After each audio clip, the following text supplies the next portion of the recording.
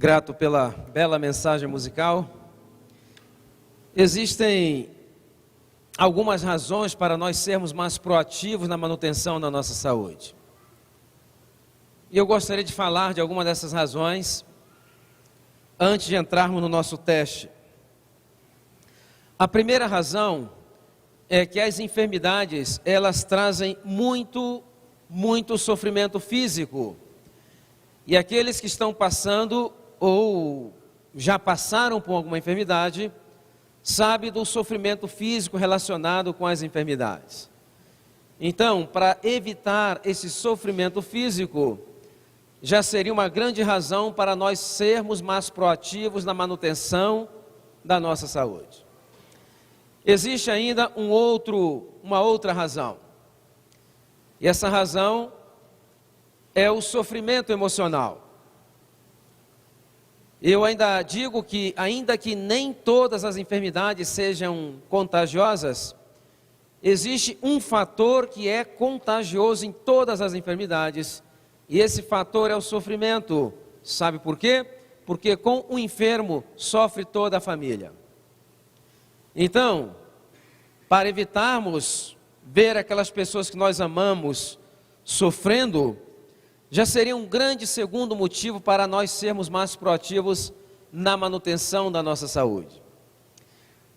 E existe também um terceiro motivo, que é o impacto econômico negativo que as enfermidades acarretam sobre a família.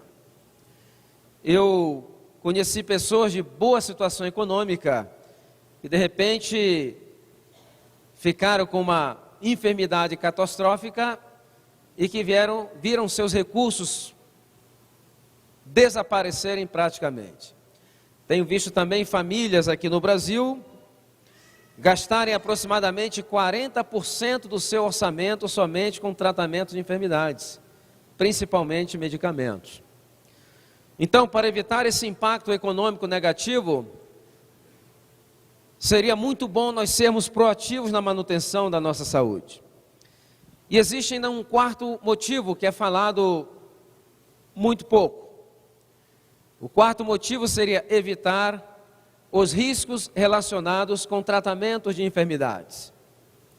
Para vocês terem uma ideia, hoje nós temos nos Estados Unidos 3 causas principais de mortes, de óbitos. Causa número 1, enfermidades cardiovasculares. A cada ano ocorre 1.600.000 ataques do coração. Um ataque do coração a cada 24 segundos e uma morte por problemas cardíacos a cada 45 segundos. Segunda causa de morte, câncer.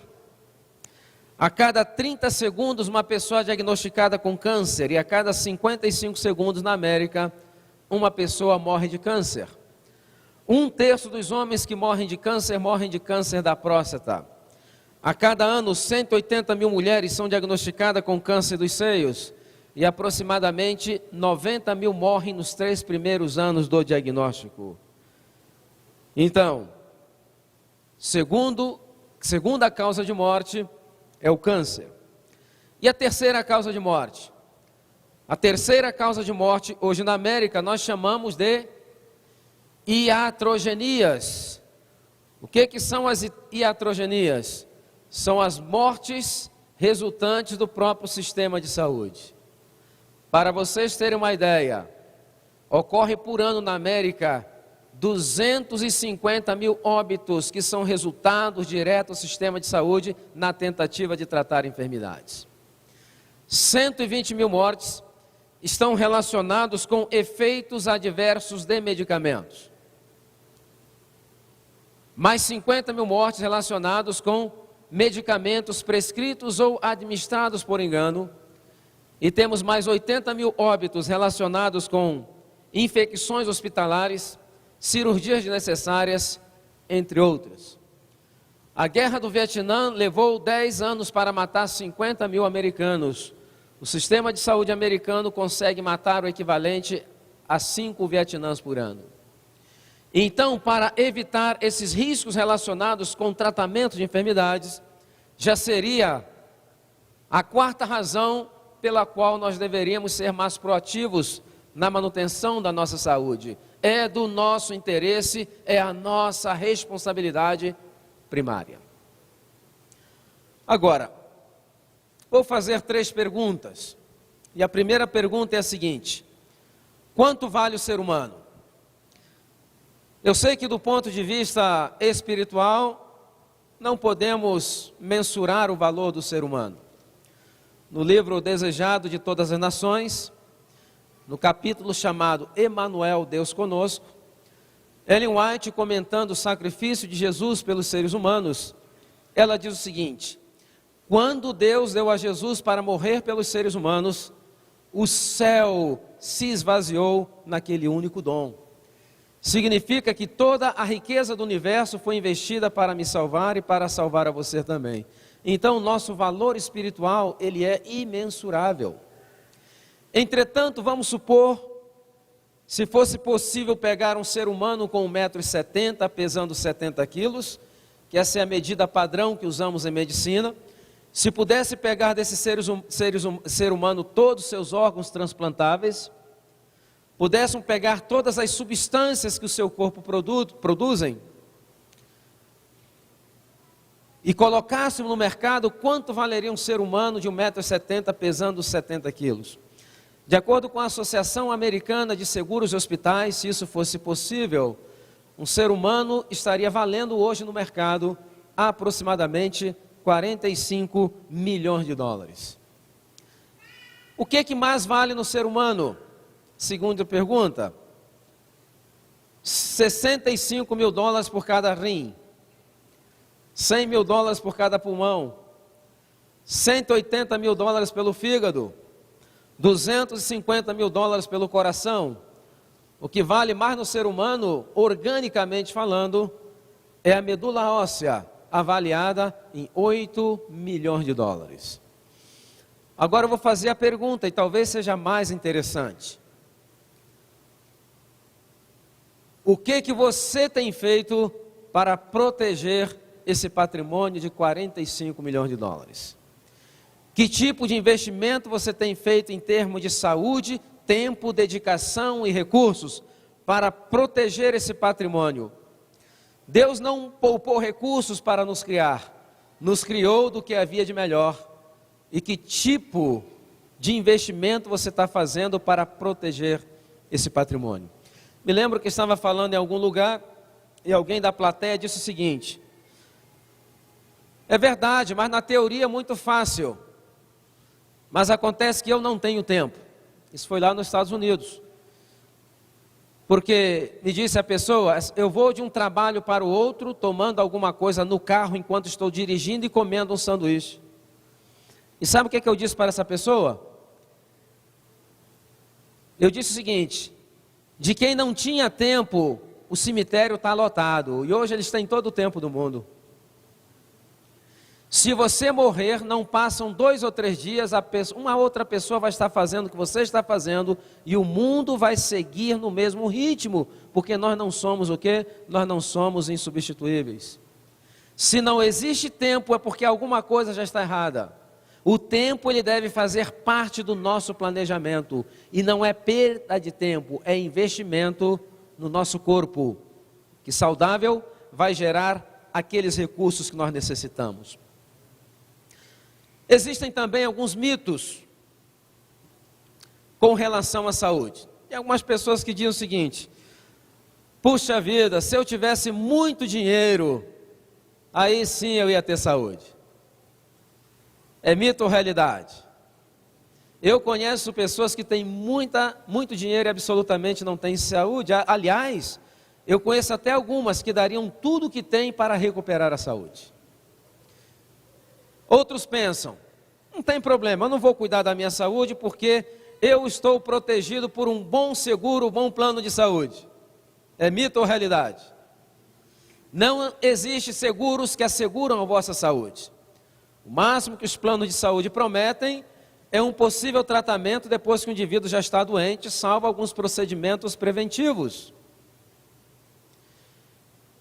E outros pensam o seguinte: puxa vida, se eu tivesse acesso a exames radiológicos com aqueles computadores de última geração, com aquelas luzinhas piscando, não é verdade? Aí sim eu ia ter muita saúde.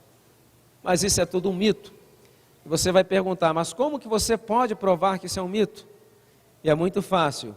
Se dinheiro, tecnologia, hospitais, medicamentos fosse suficiente para manter uma nação saudável, os Estados Unidos da América seria a nação mais saudável do planeta. Entretanto, comparado com 100 países em termos de saúde hoje, ocupa o lugar 95º. E para a América não faltam recursos financeiros, por exemplo.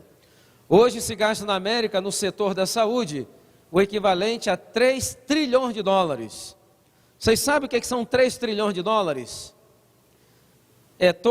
É uma vez e meia a riqueza gerada pelo Brasil. Entretanto, as projeções para o ano 2016 será que os gastos com a saúde nos Estados Unidos alcançarão 5 trilhões de dólares. Vocês sabem o que são 5 trilhões de dólares? É todo o PIB da América do Sul. Será gasto somente no setor da saúde em 5 anos nos Estados Unidos, consumindo 20% do PIB americano e superando todo o orçamento de defesa nacional pela primeira vez na história. Vocês sabem o que são 5 trilhões de dólares? Tem uma ideia? Vamos colocar aqui em perspectiva. Vamos supor que alguém dissesse para você o seguinte: olha, eu lhe dou 5 trilhões de dólares, mas você só vai poder gastar esse dinheiro depois que você contar cédula por cédula de $1. Você aceitaria ou não aceitaria? Hã? Não? Por que que não? Sabe quanto tempo gastaria para você contar, você contando uma cédula por segundo?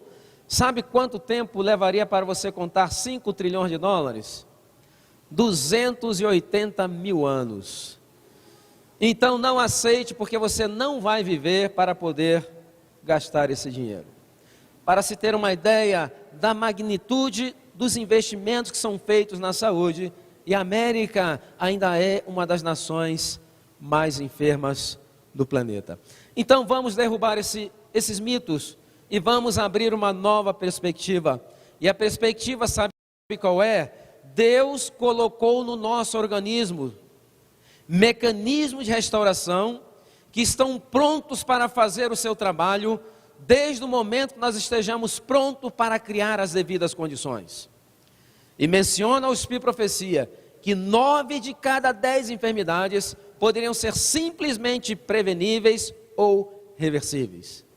Esses mecanismos estão lá, eles estão prontos para fazer o seu trabalho, mas nós temos que criar condições. Sabe por quê? O corpo sempre está pronto, porque nós fomos criados para a vida, nós não fomos criados para a morte. Tem pessoas que dizem: doutor Silmar, a morte é natural, morrer é natural. E eu quero dizer para vocês que morrer não é natural. Eu quero dizer para vocês que a morte é o fenômeno mais estranho que já apareceu na história do universo. A morte é simplesmente um acidente de percurso. Então, mesmo nós não se vivendo uma vida muito saudável, o nosso corpo está constantemente lutando para manter a nossa saúde e preservar a nossa vida. E muitas das vezes, o nosso corpo está constantemente lutando para salvar a gente de nós mesmos.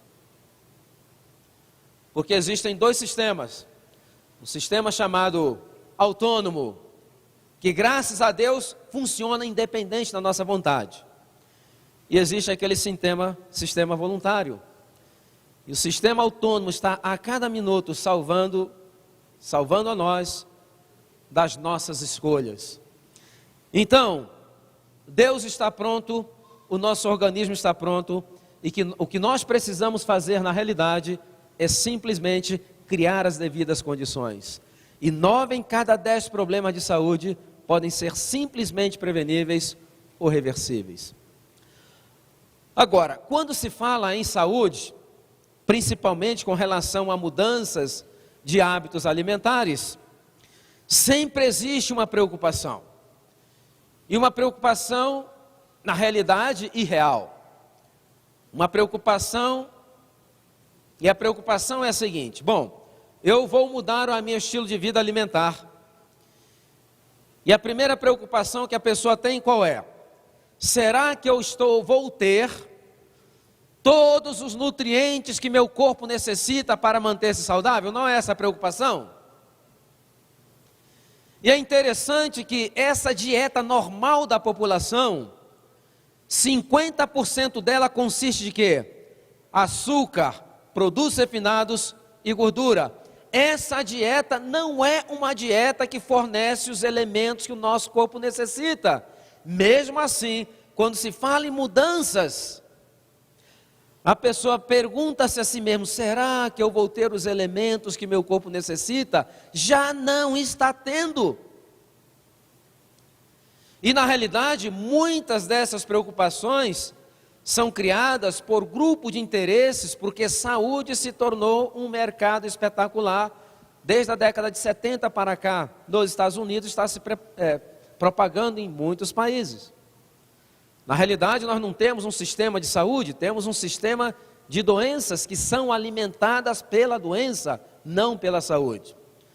Para se ter uma ideia, um diabético nos Estados Unidos, do diagnóstico ao óbito, sabe quanto ele custa aos cofres públicos?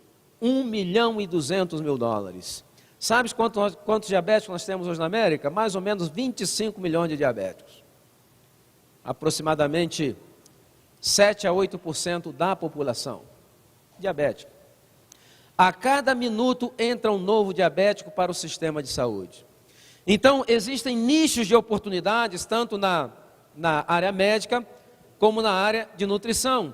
E esses espaços são muito bem ocupados por grupos organizados, muito bem politicamente e economicamente. E essa é a razão pela qual nós temos muitas informações, e grande parte dessas informações são informações contraditórias entre si. Vocês podem ver pela televisão. Hoje o café faz mal, amanhã o café faz bem. Hoje o chocolate faz bem, amanhã o chocolate faz mal. Porque na realidade são corporações que estão cada um tentando ocupar o seu espaço. E a ciência, infelizmente hoje, me dói dizer isso, porque eu sou um pesquisador, mas se tornou uma das instituições mais corruptas que nós temos hoje no planeta. E existem ainda muitos irmãos adventistas confiando na integridade da ciência e ao mesmo tempo colocando dúvida no espírito de profecia. Estão vivendo na contramão da história. Para que Deus nos deu a revelação? Para nos tirar dessa confusão. E se nós aferirmos o nosso norte, a nossa direção pela revelação, nós não temos como errar. Vamos chegar ao nosso destino. O ano passado, por exemplo, um grande laboratório americano chamado GlaxoSmithKline foi obrigado a pagar em juízo uma das maiores indenizações já registradas na história da justiça americana. 2,3 bilhões de dólares. Mas por quê? 2 medicamentos, um medicamento para a depressão estava levando pacientes a ideações suicidas e muitos se mataram. Outro medicamento para diabetes estava aumentando os riscos de infarto do miocárdio e derrame cerebral. E depois de 10 anos de batalha judicial, finalmente o laboratório concordou em separar 2,3 bilhões de dólares para compensar as vítimas desses medicamentos. Agora, como que isso acontece? Porque esse é tão rigoroso o sistema, processo científico, é rigoroso, mas tem um fator, que é o fator humano. Muitos desses problemas se apresentaram nos estudos preliminares, mas foram simplesmente o quê? Foram simplesmente omitidos ou foram simplesmente ocultados. Pagar 2,3 bilhões de dólares para uma empresa que faturou 30 ou 50 bilhões, o que é? Não, já faz parte de perdas e danos, ainda continua sendo lucro e ainda continua sendo um grande negócio. Então, temos que entender que saúde nada mais é do que gerenciamento de riscos. Você pode ter um comportamento social e alimentar, onde o seu risco para as enfermidades seja um risco muito alto, ou você pode mudar. Você pode ter um comportamento social e alimentar, onde o risco para a sua saúde seja um risco insignificante. E a escolha é nossa. Nessa confusão que se cria com relação às informações científicas, sempre apareceram algumas aberrações. E uma dessas aberrações que apareceram foi logo no início da década de 90, meados da década de 90, alguns estudos indicando que o vinho ajuda a prevenir problemas cardíacos, infarto do miocárdio. Mas quando nós começamos a analisar bem de perto esses dados, ou esse estudo, nós começamos a ver algumas coisas interessantes. Primeiro, como que surgiu o estudo? Bom, já na década de 80, final da década de 80, houve uma diminuição muito grande do consumo de bebidas alcoólicas nos Estados Unidos.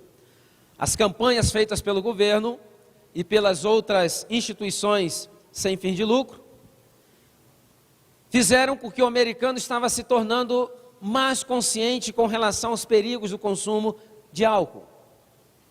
Então, houve uma queda muito brusca no consumo também de vinho. Os vinicultores da Califórnia estavam preocupados. Eles, então, contrataram uma equipe de cientistas e disseram para eles: olha, encontre alguma coisa boa no vinho, senão nós vamos à bancarrota. Então, esse grupo de cientistas foram para a Europa e começaram a analisar ali o povo do Mediterrâneo. E eles encontraram algumas coisas interessantes. Descobriram, por exemplo, que o povo do Mediterrâneo, eles consomem 3 vezes mais gordura do que os americanos e têm 5 vezes menos problemas cardiovasculares do que os americanos. E aí a pergunta que foi feita: o que existe nessa dieta que é tão cardioprotetora? E a resposta, o que foi? O vinho, não é verdade? Considerando ou deixando de lado vários outros fatores muito importantes. É verdade que o povo mediterrâneo consome 3 vezes mais gordura do que o americano e tem 5 vezes menos problemas cardíacos. Entretanto, é verdade que o povo do Mediterrâneo, ele consome 5 vezes mais frutas e verduras do que o povo americano. O povo do Mediterrâneo, ele é 5 vezes mais fisicamente ativo do que os americanos. O povo do Mediterrâneo, a sua refeição principal é mais ou menos meio-dia, 1, 2 horas da tarde, ou mais tardar, como no Brasil. O americano, a refeição principal, onde se deleita, é o famoso dinner super gorduroso. Agora, o que eles não quiseram revelar é que os índices de câncer de esôfago e de estômago é 5 vezes maior entre o povo mediterrâneo do que no povo americano, e nós sabemos que são tumores relacionados com o consumo de quê? Consumo de bebidas alcoólicas. Então nós vemos como se manipula os dados, se coloca na mídia, às vezes é uma pequena correlação e aquilo começa a ser repetido sem ser o quê? Sem ser questionados. Então nós temos que começar a questionar algumas coisas. E nós temos um norte: se aparece algum estudo que contradiz a Bíblia, a Espírito e Profecia, às vezes alguns fazem ao contrário. Bom, vê o que diz o Espírito e Profecia e depois vai ver se a ciência corrobora com aquilo. Estão na contramão da história também. Não é assim que funciona. Veja o que diz a ciência e depois você vai ver e mida pelo Espírito e Profecia e pela Bíblia. Se não bate, sabe por quê? Porque a ciência ainda tem um longo caminho a percorrer. Nós não podemos nos esquecer que muitas das descobertas científicas que já eram reveladas pela revelação, passaram décadas sem ter a corroboração da ciência. Finalmente eles percorreram seu caminho e se renderam novamente à revelação. Um dos grandes problemas é a questão de dar ênfase a determinados nutrientes. Então me lembro quando eu vim para a igreja, eu tenho uma história, no meu livro ele tem uma história, tem uma pequena resenha da minha história. Não vou contar porque o tempo tem coisas mais importantes a falar, mas vou fazer um pequeno resumo. Com 17 anos de idade, eu já tinha depressão para a qual tomava Valium. Eu já sofria de ataques de pânico, palpitações, insônia e problema digestivo que ninguém conseguia dar jeito. Na realidade, eu era a própria doença ambulante. E naquela época, buscando os recursos da ciência, não consegui. Eu me lembro que uma vez eu, consultando um médico, eu disse para ele o seguinte: escuta, porque alguma coisa me dizia que tinha que ver com minha alimentação. Então eu estava consultando com relação aos problemas que eu tinha daqueles problemas digestivos crônicos, principalmente uma dispepsia crônica. E eu perguntava: escuta, será que se eu comer mais frutas e mais verduras não vai me ajudar? E sabe a resposta que eu recebia? Não, isso aí deixa mais resíduo no seu estômago, é pior ainda. Então, me bati durante muito tempo, até que finalmente ocorreu um evento que mudou a minha vida.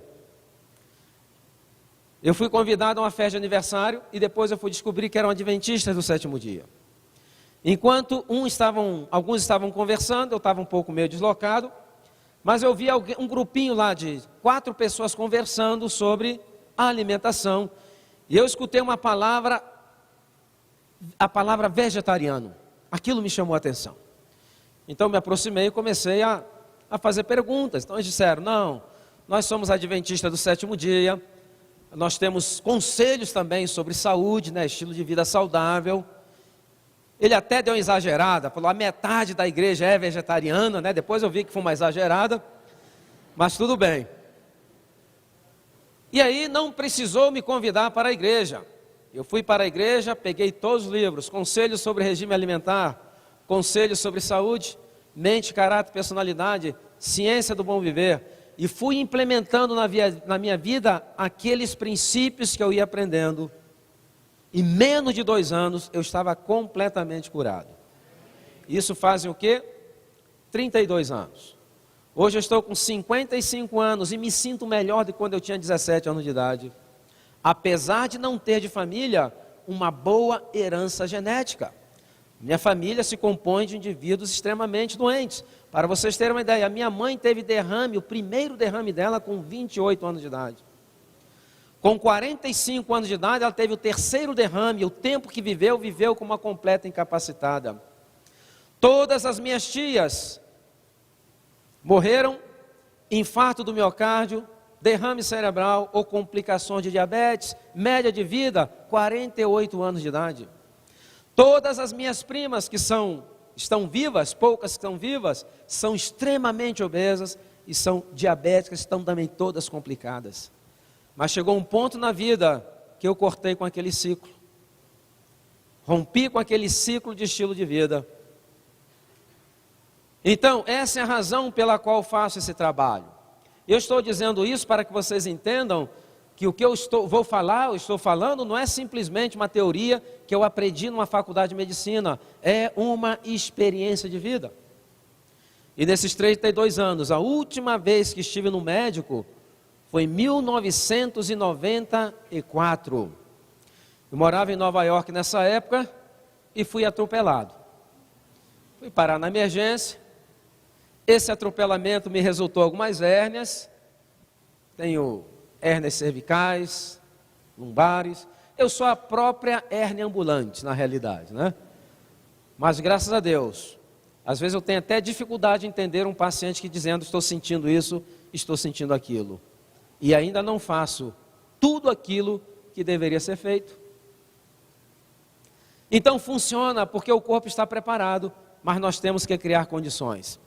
Agora, me lembro que nessa época, quando alguém optava pelo vegetarianismo na igreja, na década de 80, ou por uma alimentação mais baseada em plantas, eles tinham uma preocupação, e a preocupação era com qual nutriente?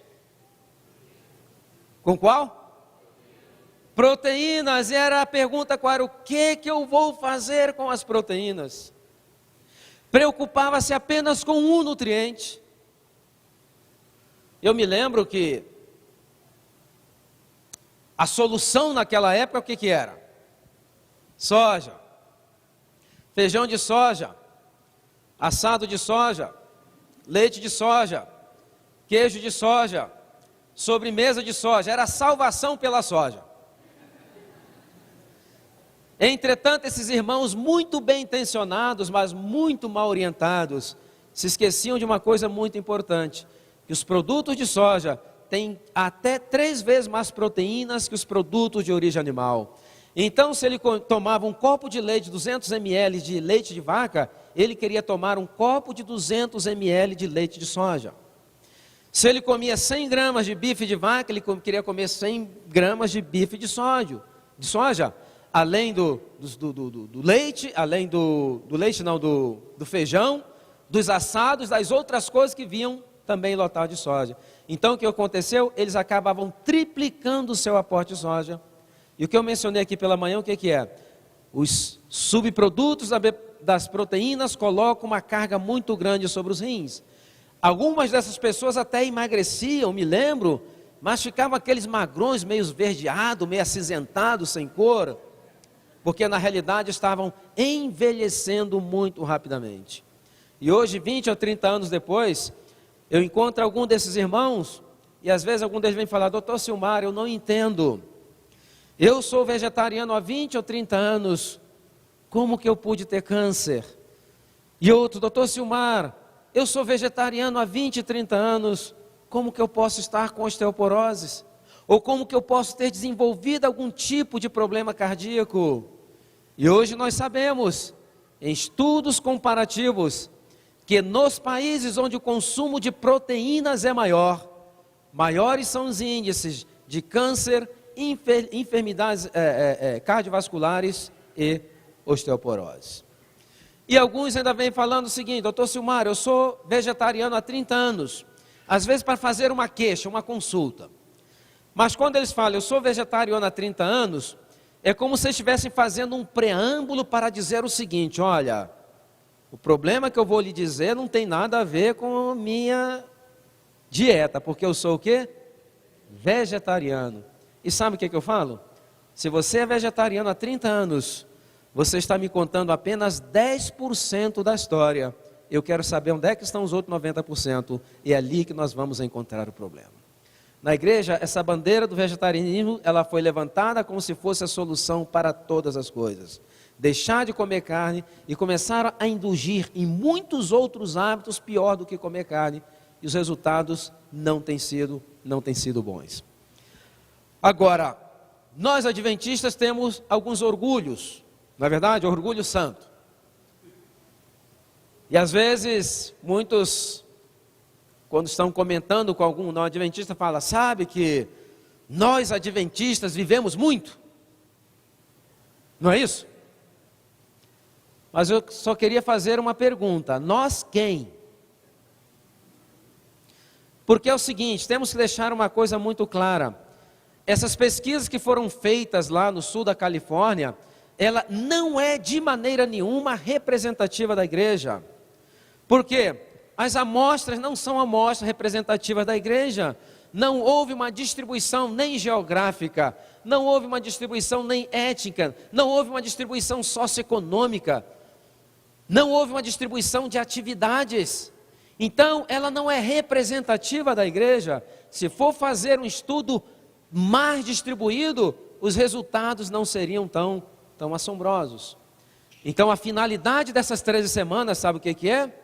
É que em 13 semanas, ao você implementar esses hábitos, aí no final das 13 semanas, você possa dizer assim: sim, eu tenho uma expectativa de vida igual aos adventistas do sul da Califórnia. Então nós temos que parar de viver com a fama dos outros e começar então a colocar nas nossas vidas essas variáveis para sermos contados também com uma expectativa maior de vida. E não é somente expectativa maior de vida, é qualidade de vida. Não é somente o número de anos que a pessoa vai viver, mas a qualidade de vida que ela vai ter naqueles anos que Deus permite que ela viva. Então, nós vamos trabalhar nesses aspectos. Agora, vamos derrubar a questão aqui apenas da proteína. Bom, nos dizem que as proteínas são para o crescimento, não é verdade? Não é assim que nós aprendemos? São os tijolinhos da construção, não é? Então, existem países e grupos no mundo em que uma criança depende unicamente do leite materno até os 2 anos de idade. E essas crianças se desenvolvem perfeitamente bem e saudáveis. Aliás, a amamentação prolongada já evita até uma série de problemas que apareceriam mais tarde. Entretanto, na Europa e nas Américas, uma criança que consegue mamar ao seio materno até 1 ano de idade é uma coisa muito rara, ela consegue a medalha de ouro, porque é raríssimo. Em alguns países e em alguns grupos isso é muito normal. Agora, vamos analisar. Ao nascer, até os 2 anos de idade, é o período de maior crescimento do ser humano em velocidade. Certamente ele vai crescer mais num período muito maior de tempo, mas esses 2 primeiros anos é uma explosão de crescimento. Então, se em alguns lugares as crianças dependem unicamente do seio materno, e se as proteínas são para construir ou fomentar essa explosão de crescimento, e se os 2 primeiros anos é o período de maior crescimento em velocidade do ser humano, qual é a conclusão lógica que nós chegamos? A conclusão lógica que nós chegamos é a seguinte: então, o leite materno deve ser o quê? Riquíssimo em proteínas. Não é uma conclusão lógica? É muito lógica. E a pergunta seria a seguinte: qual é a porcentagem de proteínas no leite materno? Normalmente, nunca ninguém se preocupou parar para pensar, não é verdade? Vai variar durante o período da lactância, mas em média, 1%. Agora eu vou fazer uma outra pergunta.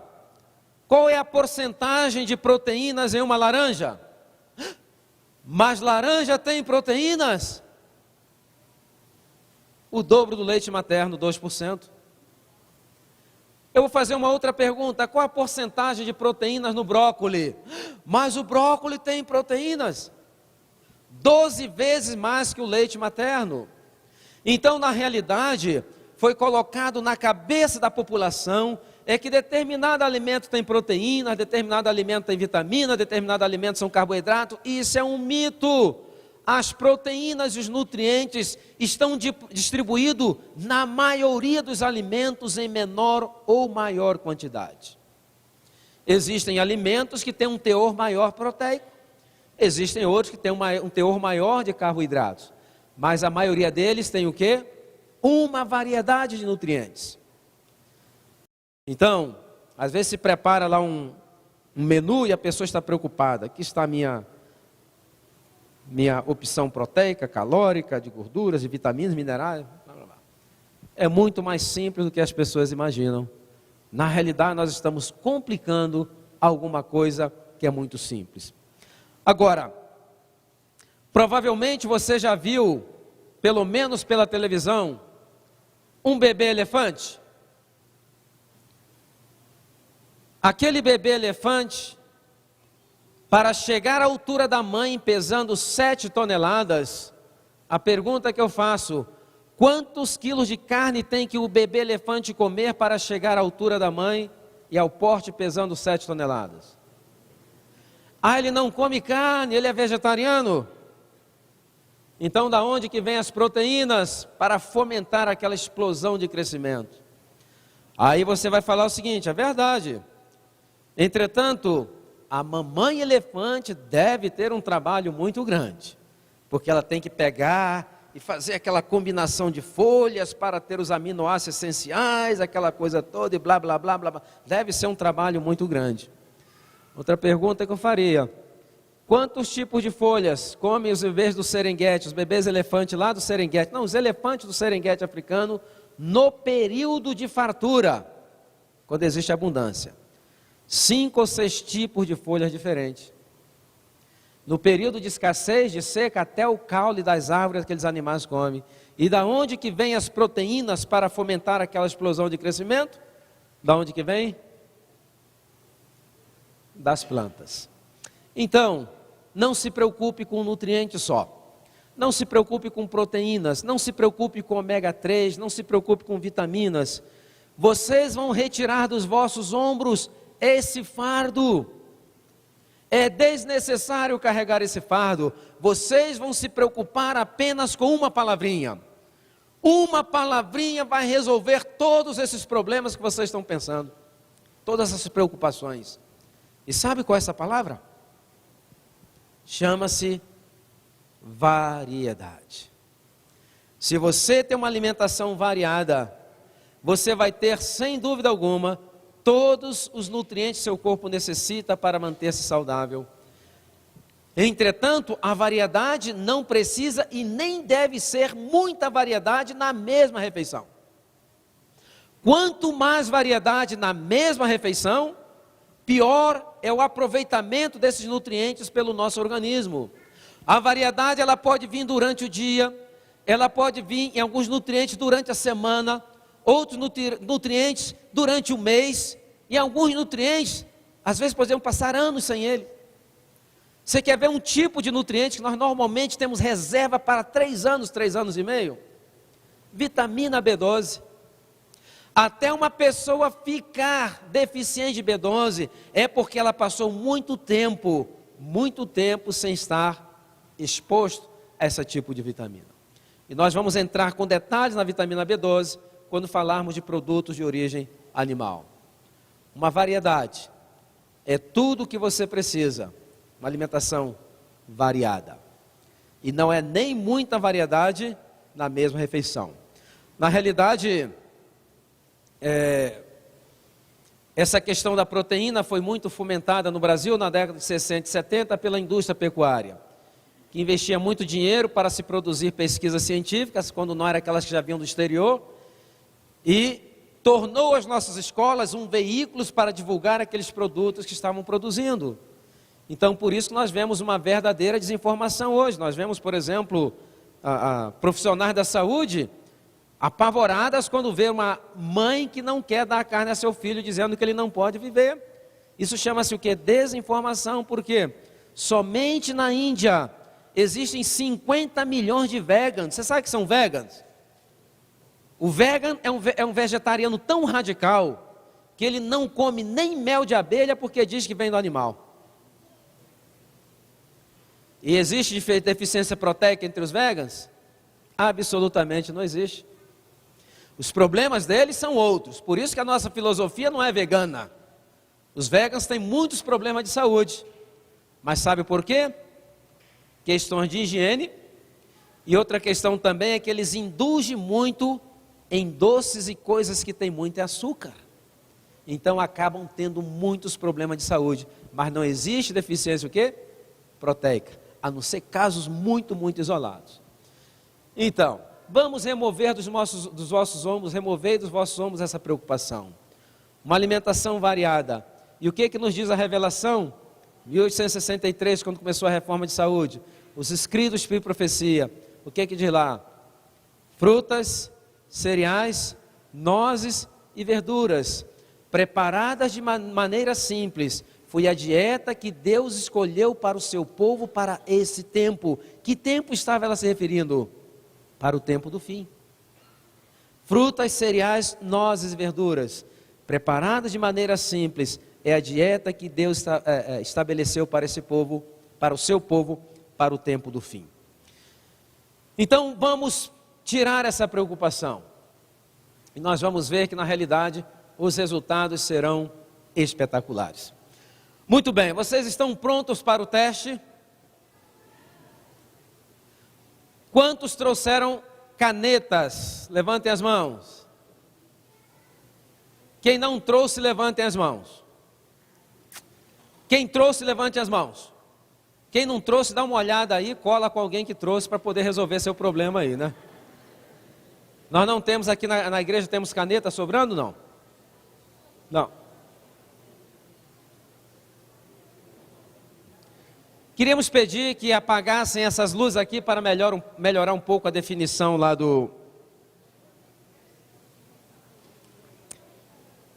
da tela. Queremos pedir ao pessoal que está com os papeizinhos que por favor faça a distribuição. Vocês recebam esses papéis, nem olhe para o papel, olhe para mim. Senão vai criar mais confusão ainda. E assim nós vamos de maneira muito mais rápida e objetiva.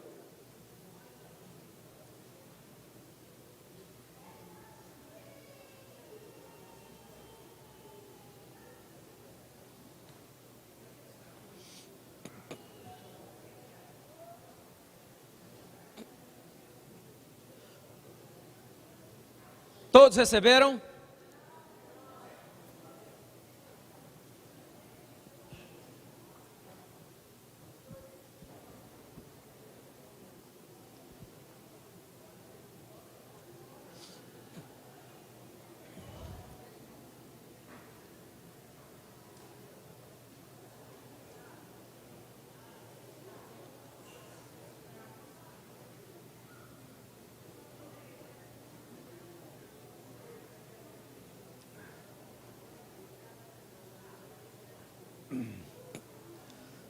Não olhem para o formulário, olhem para mim. Nós vamos explicar esse formulário aí, e aí nós vamos começar juntos, e vamos terminar de uma maneira muito mais rápida e efetiva.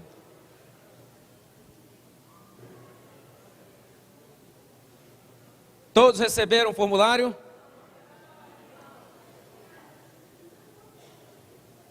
Vocês podem ir passando por colunas assim. Vai entregando de 10 em 10 nas esquinas, e aí o pessoal vai passando um para o outro. Vamos muito mais rápido.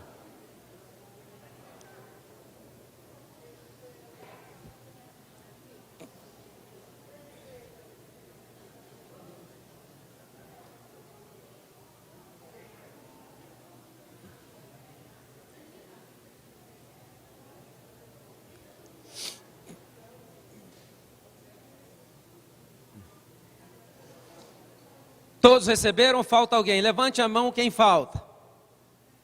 Falta alguém? Não. Muito bem. Então apertem os cintos e vamos preparar para a nossa viagem de descoberta própria, né? Antes vamos explicar a questão do formulário. Esse formulário, ele tem 34 perguntas, ok?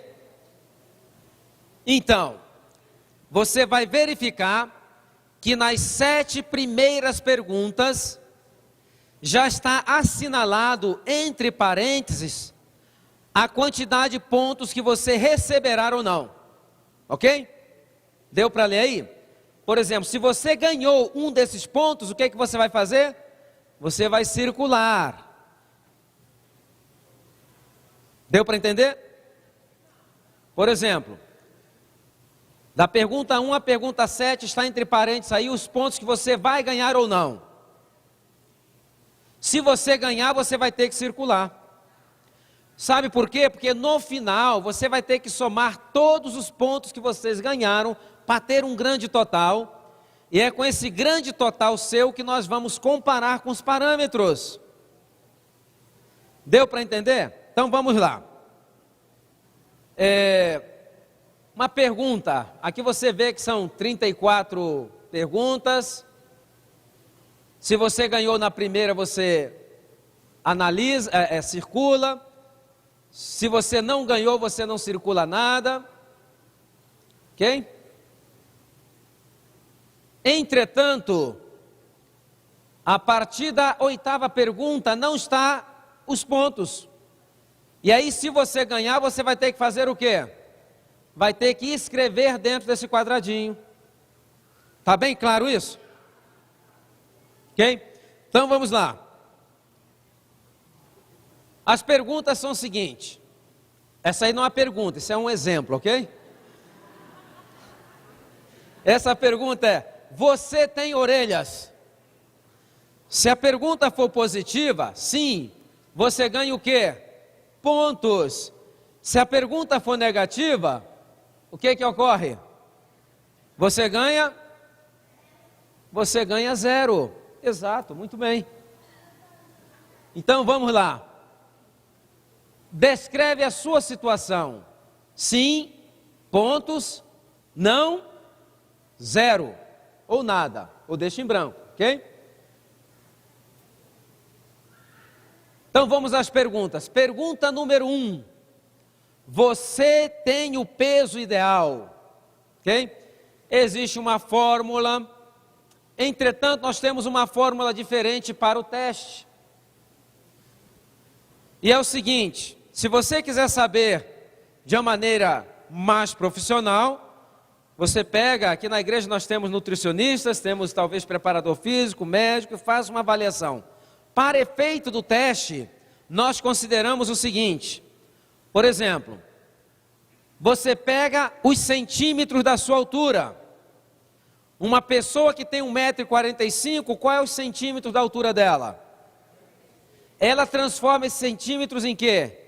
Em quilos. E aí o que é que ela faz? Bom, tem 1,45 m, tenho 45 quilos. E aí o que é que ela vai fazer? Ela soma 5 ou diminui 5.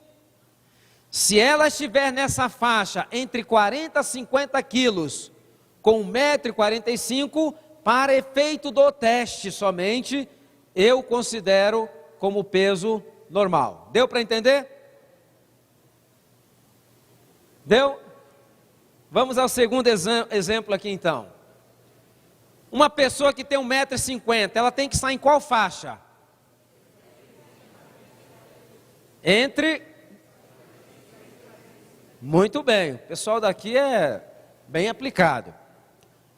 E uma pessoa que tem 1,60 m, ela tem que estar em qual faixa? Em 55 a 65. Está bem claro isso? Deu para entender?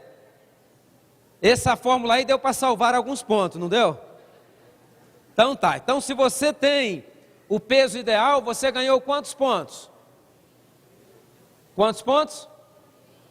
O que você vai fazer com esses pontos?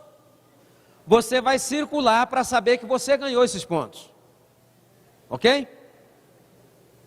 Pode circular. Muito bem. Vamos à pergunta número 2. Pergunta número 2. Você não sofre da pressão arterial elevada? Se você não sofre da pressão arterial elevada, você ganhou quantos pontos? 20 pontos. Então, circula. Pergunta número 3. Você não é diabético? Se você não é diabético, você ganhou 20 pontos. Existem algumas perguntas que provavelmente você não vai saber. Ok? Pergunta número 4. Você não tem problemas cardíacos? Se você não tem problemas cardíacos, você ganhou 20 pontos. Pergunta número 5. A pergunta 5, 6 e 7, se você não sabe, deixa aí. Se você tem um exame que foi feito nos últimos 6 meses, pode utilizá-lo como parâmetro. O seu nível de colesterol de baixa densidade está normal? Se está normal, você ganhou quantos pontos? 10 pontos. Pergunta número 6. Seu nível de colesterol de alta densidade está em níveis desejáveis? Se está, você ganhou quantos pontos? 10 pontos. Pergunta número 7. O seu nível de triglicérides está normal? Se não sabe, deixa pendente. Se estiver normal, você ganhou quantos pontos? 10 pontos. Bom, todo mundo faturou tudo até agora, não é verdade? Muito bem. Uma grande minoria faturou. Muito bem. Vamos à pergunta número 8. Então agora, quando você ganhar os pontos, você tem que escrever dentro desse quadradinho, para no final somarmos. Você somar.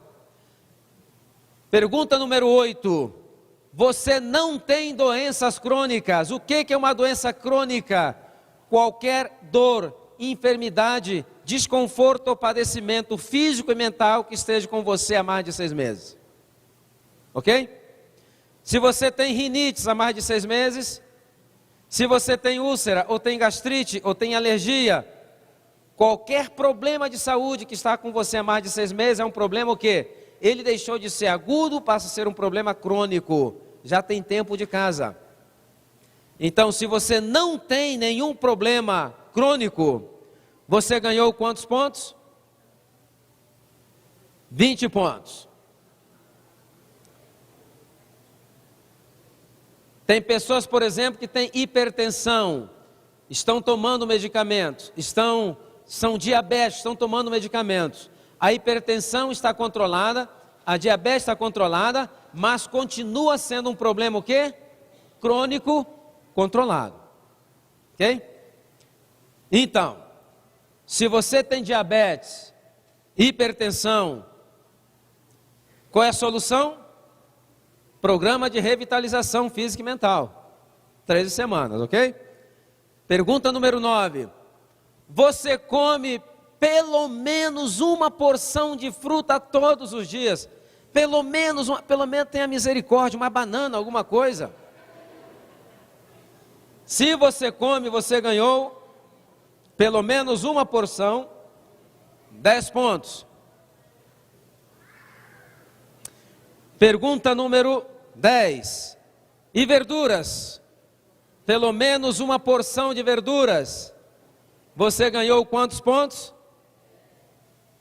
10 pontos. Pergunta número 11. E cereais integrais todo dia? Não é o dia todo, é todo dia. Por exemplo, pelo menos arroz, ou milho em espiga, ou trigo integral, ou centeio, ou cevada, ou granola, ou aveia, ou pão integral, algum cereal integral. Se você come pelo menos uma porção, você ganhou quantos pontos? 10 pontos. Alguém se perdeu aí em alguma pergunta? Não? Muito bem. Então vamos lá, pergunta número 12. Pergunta 12. Raramente, e aqui eu vou ter que reparafrasear, em função de fuso horário, aquela coisa toda. Bom, você raramente come nas 3 horas que antecede a hora de você ir dormir. Isso é uma coisa muito rara. Nas 3 horas antes de você ir para a cama, o estômago já fechou para balanço. Você não come absolutamente nada. Mas se isso ocorre raramente, ok? Não é raramente toda noite, né? É raramente mesmo. Se isso é uma coisa muito rara, você ganhou 10 pontos. Deu para entender a pergunta? Deu, não é? Não? Então, pergunta número 13.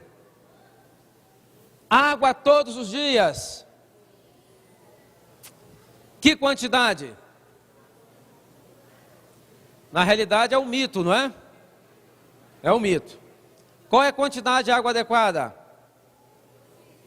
Hã? Não.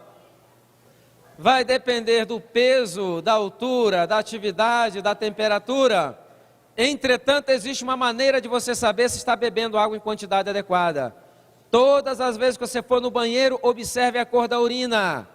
Urina amarelada significa que você está com déficit de água. Urina mais clarinha significa que a quantidade está sendo adequada. Ok? Então, se você está bebendo a quantidade adequada de água, você ganhou quantos pontos? 25 pontos. Amanhã nós vamos ver uma pesquisa feita pela Clínica de Mayo. Sabe o que essa pesquisa revelou?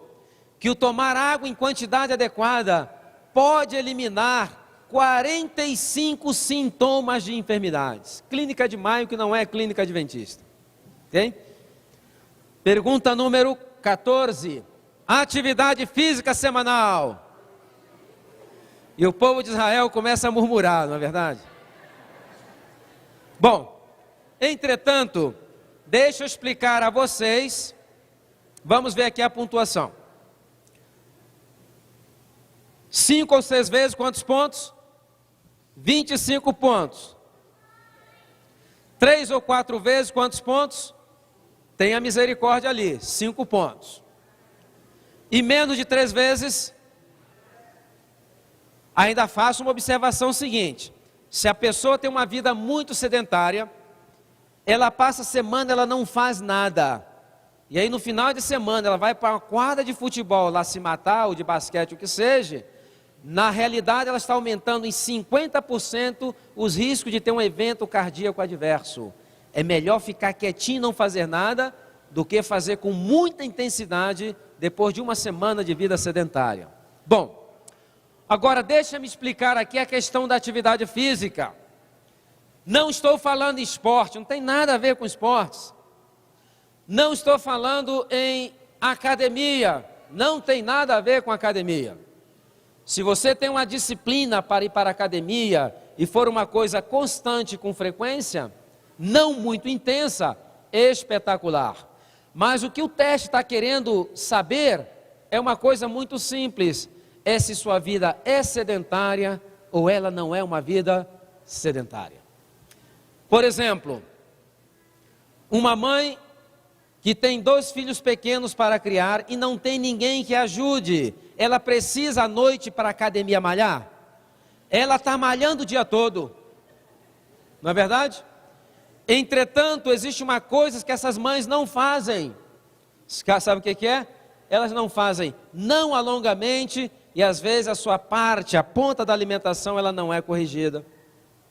Isso ocorre com pessoas que não têm uma vida sedentária, mas sempre falta o quê? Corrigir a ponta da alimentação. Por exemplo, um pedreiro precisa ir de noite para a academia malhar? Ele está malhando o dia todo, não é verdade?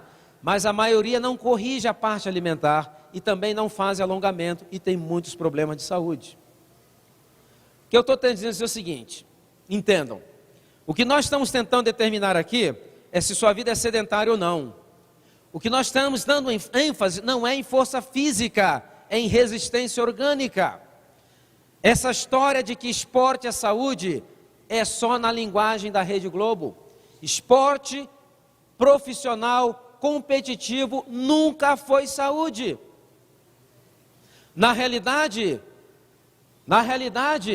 atletas vivem menos do que a população geral. Então existe muita propaganda e muito mito. Nós vemos, por exemplo, meninas que com 12, 13 anos já estão envolvidas com ginástica, fazem aqueles exercícios de 8, 10 horas por dia. Um dos primeiros sintomas que aparece, o que é? Param de menstruar. E existe a medicina chamada medicina do esporte, está tentando corrigir. Isso é saúde? Isso não é saúde. Não estamos buscando força física, estamos buscando o quê? Resistência orgânica. Esse ano morreu um atleta italiano que por 17 anos nunca conseguiram superar o seu recorde. Morreu com 90 anos? Não. Com 80 anos? Com 70 anos? Com 65 anos? Morreu com 60 anos de idade. 2 anos atrás morreu um pugilista, um boxeador cubano, 1,95 m, diz que era um monstro. Diz que 230 lutas, pelo menos 200 tinha sido por nocaute. Morreu com 90 anos? Morreu com 80 anos? Morreu com 65 anos de idade. Então existe muito mitos em torno da prática do esporte. Algum tempo atrás, eu vou em entrevista com um ex-jogador de futebol da seleção brasileira, o Bebeto. Então estava sendo entrevistado, estava apoiado em amuletas. E a entrevistadora perguntou: escuta, você se envolveu em algum acidente? Sabe a resposta que ele deu? Não, fiz uma cirurgia de cadeira, isso é muito comum na vida de jogador. Isso é saúde? Isso não é saúde. O que nós queremos é o quê? Resistência orgânica, não força física bruta. Eu sei que isso vai de encontro às aspirações de principalmente muitos adolescentes que estão naquela época que querem se encher de proteínas, de não sei o que para ficar saradão. Então aqui, isso aí não representa saúde.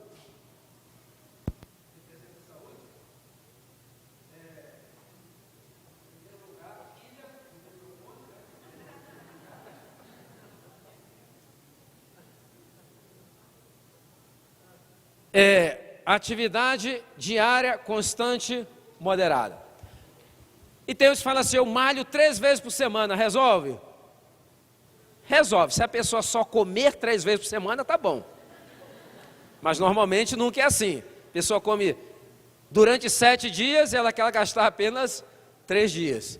Então ela tem que ser moderada, constante e não muito intensa. Consegui salvar alguns pontos, não?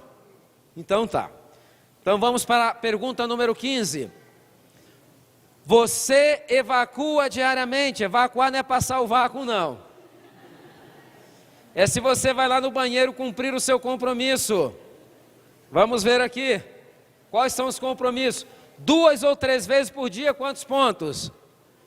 25 pontos. 1 vez por dia, quantos pontos? Ainda tenha misericórdia. 2 ou 3 vezes, tem que ser uma coisa generosa. Não pode ser aquela amostra grátis, não, né? Tem gente, toda vez que vai lá, coloca uma amostra grátis, eu fui 4 vezes. Não, tem que ser um negócio generoso.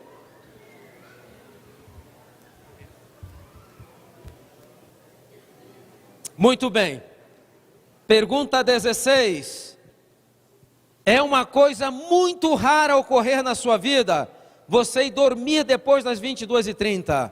Normalmente às 22h30 você já está na horizontal. Você só dorme depois das 22h30 quando existe vigília na igreja. Se não, 10h30 você já vai estar na horizontal. E nós vamos explicar do ciclo circadiano. Lembra que eu mencionei? De 10h30 até 1h30 da manhã, sabe o que é? O horário nobre do sono. Existem dezenas de fenômenos de restauração que ocorrem durante esse período. E se você não dorme, o que vai ocorrer? Não vão ocorrer. E o que vai ocorrer? O envelhecimento precoce. Nós vamos ver isso com mais detalhes. Então, se é uma coisa muito rara, você ganhou quantos pontos? 20 pontos. Pergunta número 17. Você usa o micro-ondas? Se você usa nunca, você ganhou quantos pontos? Se você usa raramente, você ganhou 5 pontos. E amanhã à noite eu vou explicar a questão do micro-ondas. Qual o efeito que tem sobre o nosso organismo, os alimentos que são aquecidos com micro-ondas. Pergunta número 18. E alimentos de origem animal? Note que aqui já não fala sobre carne não é? Nós estamos falando de alimentos de origem animal. Quais são os alimentos de origem animal? Carne, leite, ovos, queijo, peixe. Tem gente que fala assim, doutor Silmar, eu sou vegetariano, eu só como peixe. Eu falei, em qual árvore que você colhe? Porque eu não vi nenhuma árvore dar peixe, não. Então, se você nunca usa, quantos pontos? 100. 20 pontos. Se você usa raramente, você ganhou 5 pontos. Bom, quais os únicos produtos de origem animal liberados hoje? Lembrem-se, vocês prestem atenção. Levítico 11, ele teve sua validade até quando na sua plenitude? Levítico 11, até 1863, Levítico 11 atendia perfeitamente às necessidades da reforma de saúde até aquele tempo. Entretanto, vem o tempo do fim. Então, quais são os únicos produtos de origem animal permitidos agora, nesse tempo do fim? Se considera, né? Bom, vamos lá. Cinto, carteira, sapato e bolsa. Que é de couro de animal, somente isso, ok? A gente falar de produtos de origem animal, nós vamos ver. Pergunta número 19. Sucos industrializados, aqueles que vêm em pozinho, em caixinha, concentrados. Se você nunca usa, você ganhou. Ainda tenho raramente, esse teste está muito leniente. Oi?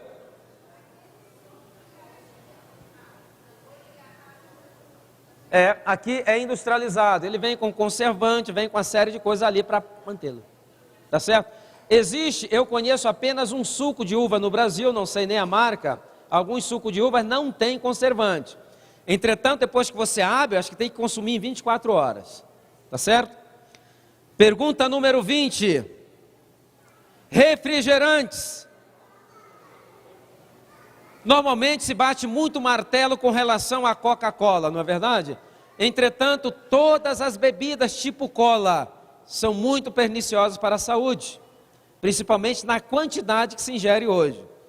Os refrigerantes praticamente substituíram o quê? Água. Então, se você nunca usa, 20 pontos. Se você usa ainda tem um raramente.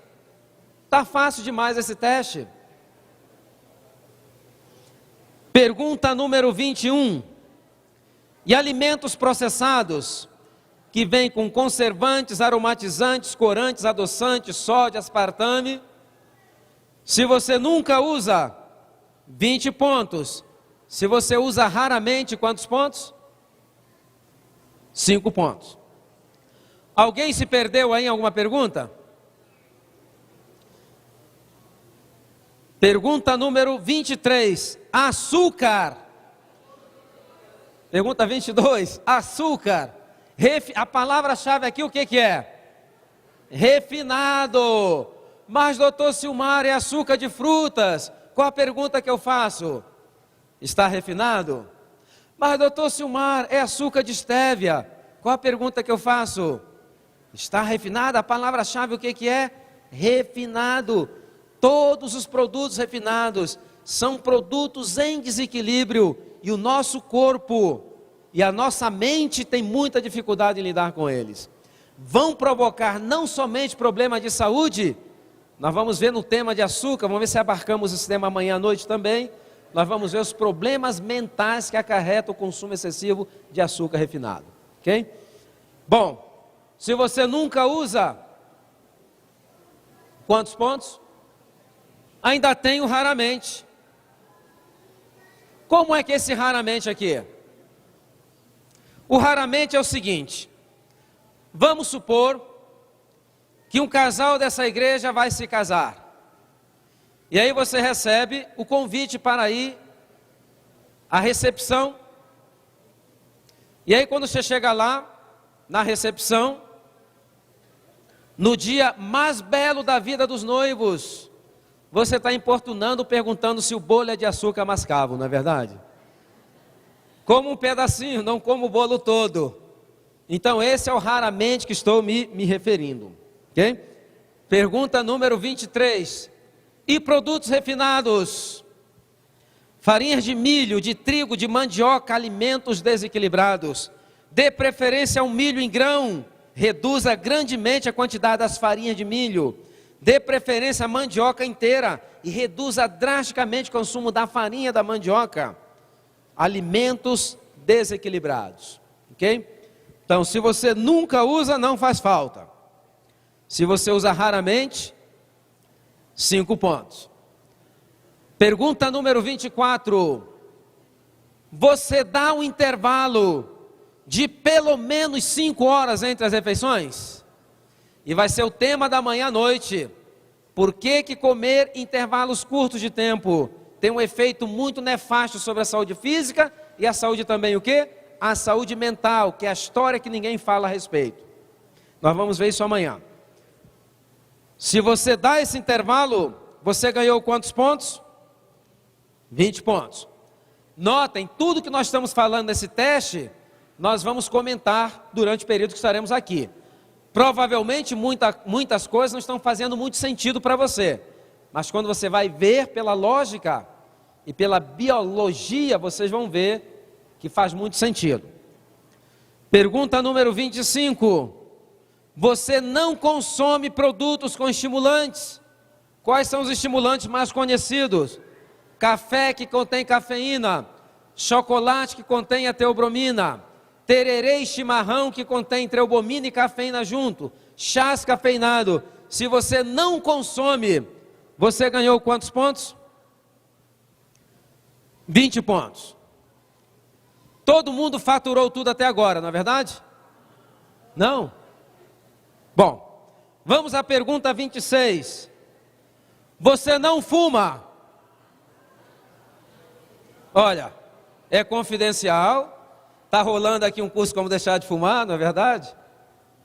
Bom, se você não fuma, você ganhou quantos pontos? 50 pontos. Deu uma boa recuperada, não deu? Pergunta número 27. Você não bebe bebidas alcoólicas. É confidencial também. Se você não bebe, você ganhou quantos pontos? 50 pontos. Pergunta número 28. Você não usa narcóticos ou drogas ilegais? Porque nós já falamos da bebida, que é uma droga legal, mas já mencionamos. Aqui legal está se referindo a narcóticos, a drogas, né, ou medicamentos não prescritos. Se você não utiliza, você ganhou 50 pontos. Deu uma boa recuperada, não deu? É interessante, a experiência de quem está aplicando o teste aqui, ela é única. Porque no começo está todo mundo com um sorriso de orelha a orelha. Eu não sou diabético, eu não sou hipertenso. Quando chega na pergunta 15, parece que cai uma sombra. O pessoal vai ficando tenso.